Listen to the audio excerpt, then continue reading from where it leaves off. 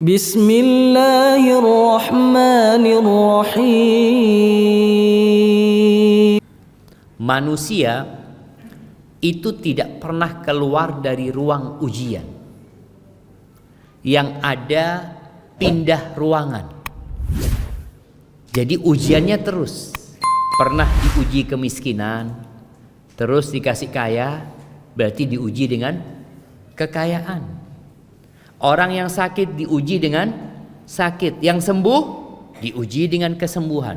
Karena Allah Jalla Jalaluhu mengatakan wa nabluukum bisyarri wal khairi fitnah wa ilaina turja'un. Dan kami memberikan kepada kalian ujian. Bentuknya apa? Kebaikan atau keburukan. Itu ujian yang sebenar-benarnya. Cuma kebanyakan orang kalau dapat rezeki nggak ngomong diuji. Mohon sakit kita diuji sedang Ustaz. Padahal sebenarnya dapat rezeki pun diuji. Hasilnya ya kita lihat. Bagaimana Qarun ketika diuji dikasih rezeki yang berlimpah ruah. Dia akhirnya jadi congkak, jadi sombong. Dia mengatakan innama utituhu ala ilmin indi. Aku bisa seperti ini karena ilmu yang ada pada diriku, karena kecerdasanku, karena ketangkasanku, karena ilmuku, atau karena Allah tahu aku pantas mendapatkannya. Oh, seperti itu. Apa yang terjadi dengan Qarun? Fa khasafna bihi wa bidarihil ard. Allah jadikan dia percontohan. Rumah, harta, dan dirinya dibenamkan di dalam tanah. Makanya sampai hari ini mon beda harta yang ditemukan di tanah apa? Harta Qarun. Ada benar di Qarun itu jemaah. Tapi karena Qarun jadi percontohan tadi, hilang Qarun itu jemaah. Tapi bagaimana Nabi Daud?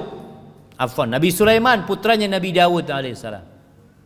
Perbedaan antara ujian yang Allah berikan kepada Qarun dengan rezeki yang berlimpah ruah, tapi bagaimana sikapnya Qarun, dan bagaimana Nabi Sulaiman ketika Nabi Sulaiman melihat singgasana Ratu Balqis itu ada di depan dia, dari Sabak sana sampai ke Urshalim, sampai ke Baitul Maqdis dalam waktu yang sangat singkat sekali.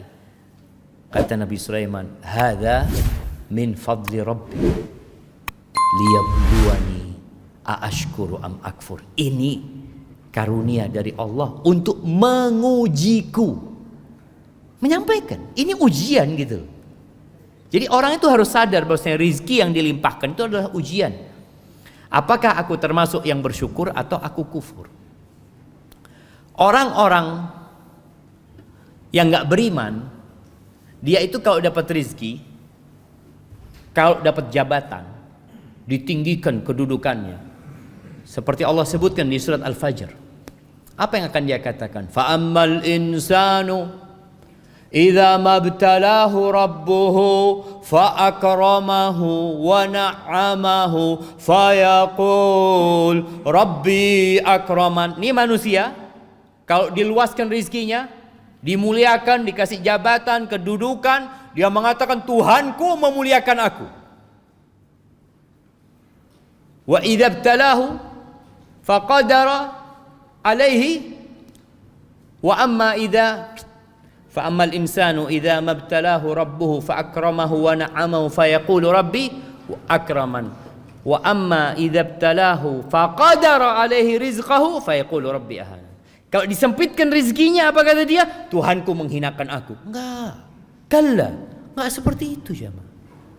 Jadi kita harus tahu bahwasanya harta dunia itu bukan standar cinta Allah kepada hambanya, bukan. Jangan pernah berpikir kalau orang itu jadi bupati, orang itu jadi gubernur, jadi presiden, atau dia memiliki jabatan dan kekayaan, oh berarti Allah cinta sama dia, Allah memuliakan dia. La, kalla. Enggak. Dunia ini bukan standar. Bahkan Nabi SAW mengatakan innallaha yu'tid dunya man yuhibbu wa man la yuhib. Allah membagi dunia ini kepada yang Allah cintai dan kepada yang Allah tidak cintai. Allah berikan dunia, jabatan, kerajaan, kekuasaan kepada siapa? Fir'aun. Allah kasih Fir'aun. Bayangin bagaimana kerajaan Fir'aun. Bagaimana sungai mengalir dari istana Fir'aun.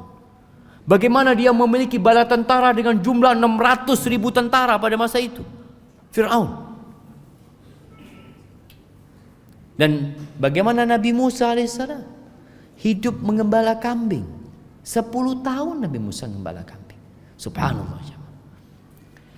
Jadi Allah itu berbagi dunia kepada siapa saja. Wala yu'til iman illa man yuhib. Tapi Allah tidak berbagi keimanan kecuali kepada orang yang Allah cintai. Artinya kalau antum dapat rizki, kemudian antum semakin dekat sama Allah, bukan rizkinya yang menandakan cinta Allah, tapi kedekatan antum sama Allah. Tambahnya iman antum. Alhamdulillah Ustaz, dulu anak gak pernah sholat malam Ustaz. Sekarang sejak pandemi ini bisa sholat malam. Nikmat. Anak dulu gak pernah sholat duha Ustaz. Alhamdulillah sejak di PHK tiap hari sholat duha Ustaz. Karena tak ada lakonnya dia ya sholat duha. Tapi alhamdulillah gitu loh. Ini berarti ada sebuah karunia Allah kepada dia. Karena dia jadi lebih dekat sama Allah Azza wa Jalla. Banyak orang jamaah kalau dapat rizki itu lupa sama Allah.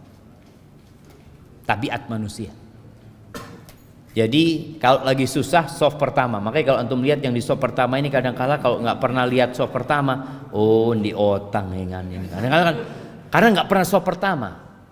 Tapi kalau dia lagi banyak rizkinya kadang-kala telat-telat datang. Itu godaan dunia. Maka hati-hati. Baik. Ini kayaknya pertanyaan terakhir jemaah. Apakah rizki yang sudah ditetapkan pada manusia itu bisa tertahan karena perbuatan kita Ustaz? Ahibati fillah.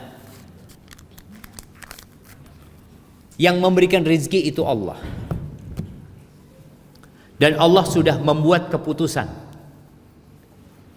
bagaimana rizki itu diambil. Maka kata Nabi SAW, sebagaimana Jibril menghembuskan di hati Nabi SAW,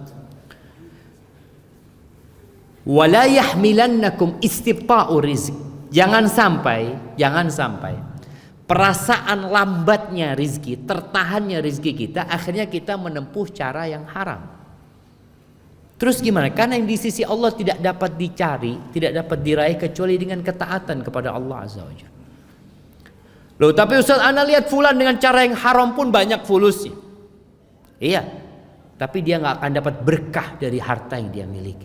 Nggak ada berkah aja. Antum melihat perampok sekali dapat berapa? 400 juta. Seminggu tak ada aja. Habis. Orang bisa hidup dalam setahun dengan gaji 2 juta sebulan, berarti setahun dia berapa yang dia habiskan? 24 juta. Ini 400 juta seminggu habis.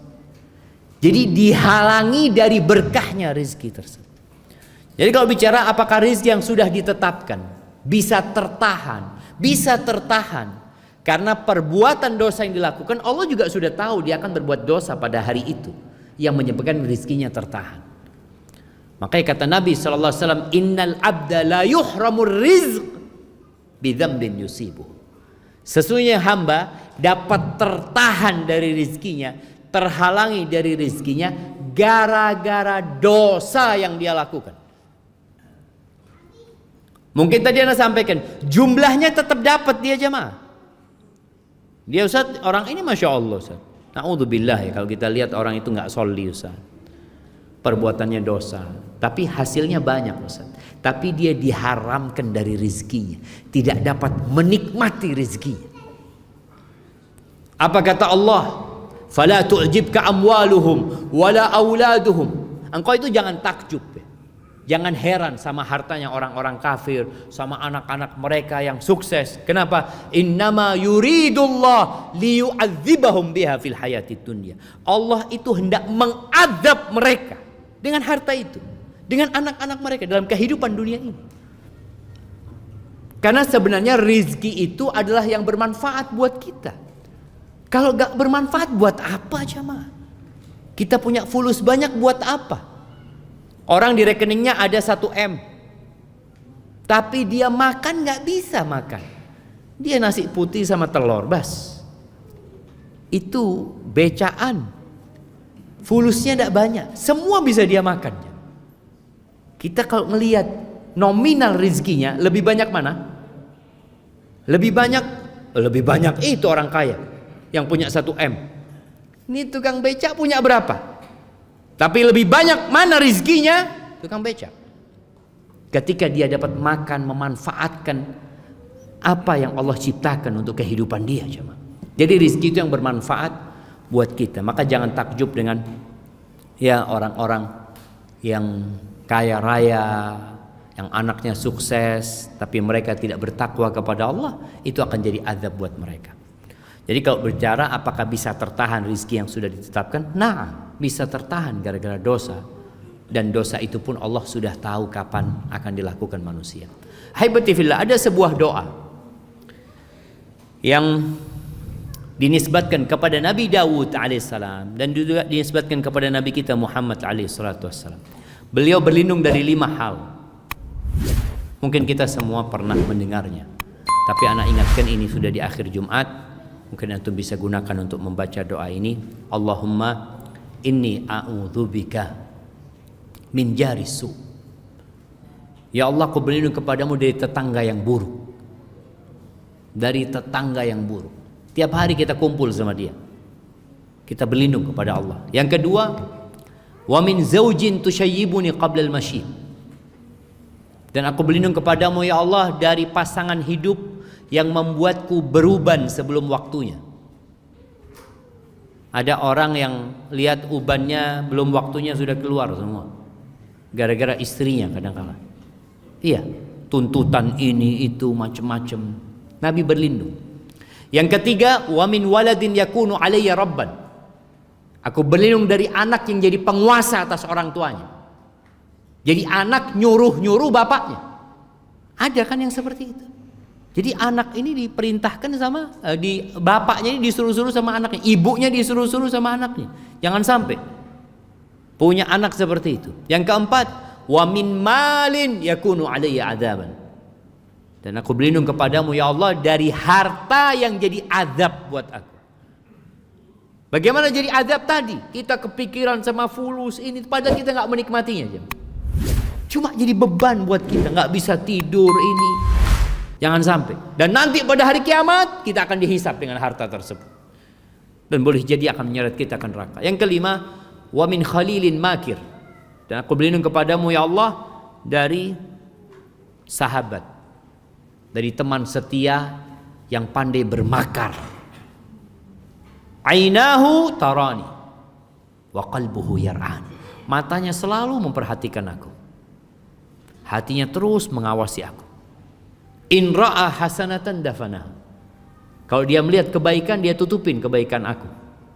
Wa in ra'a sayyi'atan adzaaha. Kalau melihat aku berbuat salah, dia sebarkan kemana-mana.